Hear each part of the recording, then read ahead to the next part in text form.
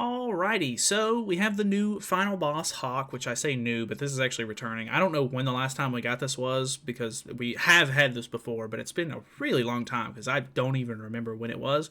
But we did one match of it on stream, and it went really smooth, honestly. We got 5.2k, which is actually pretty close to the top. Like, I mean, we're at 1.6, so we're not super high up, of course, like as far as like how many players are here. But, I mean, they're right at 6k at the moment for the top spot, which obviously this has only been out for like an hour or two at the most, so it's obviously going to go up from there. But as you could have seen, the top team is Archangels with Twiggo in the back because he's boosting HP for these two. And Archangels just have a lot of synergy. We're running all of them on HP defense. I'm assuming you can probably just run like the one ultimate or whatever if you just want to blow through it, fast farm and everything. We did use HP food on the first run, but I don't really care too much about grinding for extra points right now. So if you want to go for extra points, make sure that you put on HP food. Yeah, I guess we're just completely ignoring a lot of the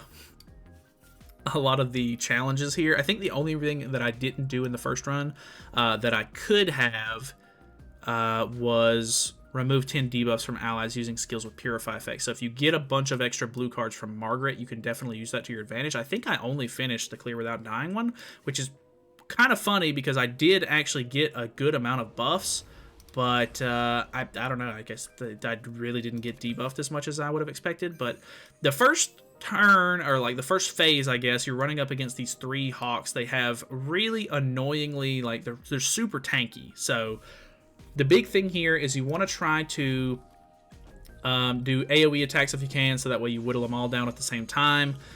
Using the Sariel cards, if you have his Holy Relic, will boost or give you Holy Relic stacks for him, which will in turn boost the angels on the team's stats, so that way you can get some more HP for more score. So definitely do that if you can. I guess the thing is they're going to be attacking Tarmiel here and there, which can be a bit of a hindrance.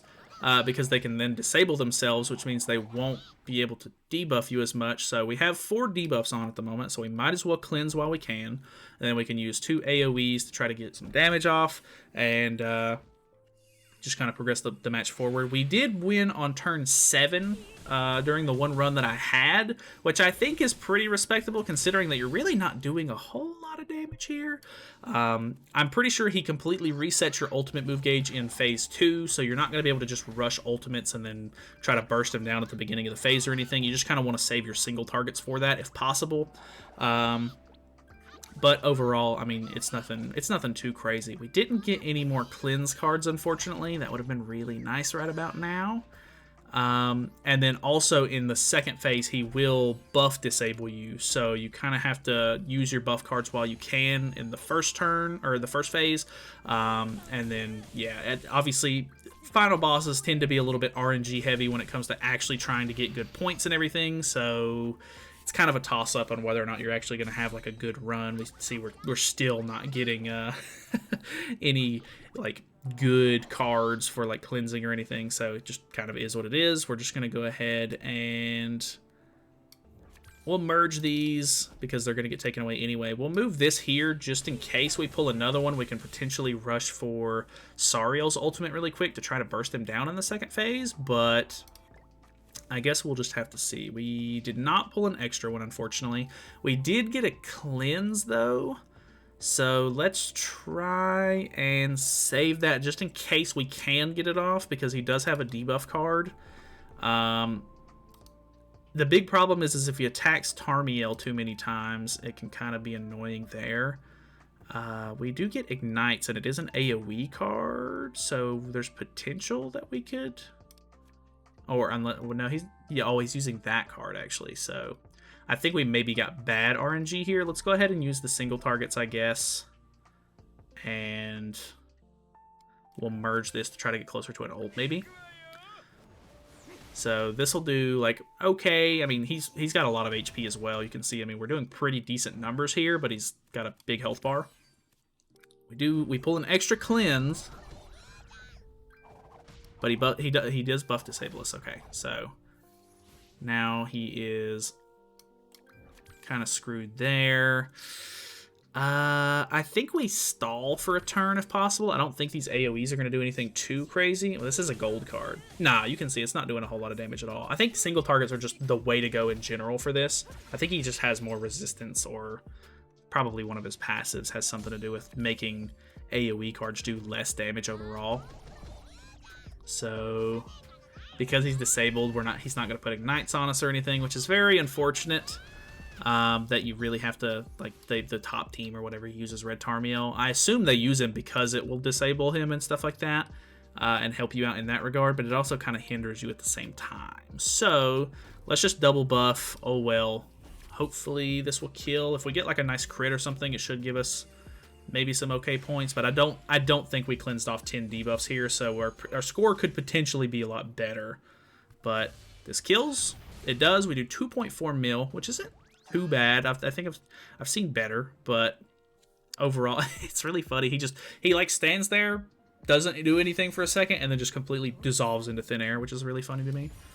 But okay, got a gold card, which is nice. Yeah, not nearly as good of points as our first run, which is unfortunate. Which the chat was saying that I got really lucky with the buff cards that I got. So I don't know. I think just spamming buff cards in general will give you more points. And yeah, if we could have got that one challenge done, that would have been nice as well. Which I think we could have stalled for another turn or two, because I think we killed him a little fast there. But overall, it's not a very hard fight. Let me swap over just in case. I kind of want to see what the Tarmiel team, or not Tarmiel, like if we can run just like a quick kill kind of team. Ooh, this actually might do perfectly. Let me make sure the gear's all right, and we'll hop in.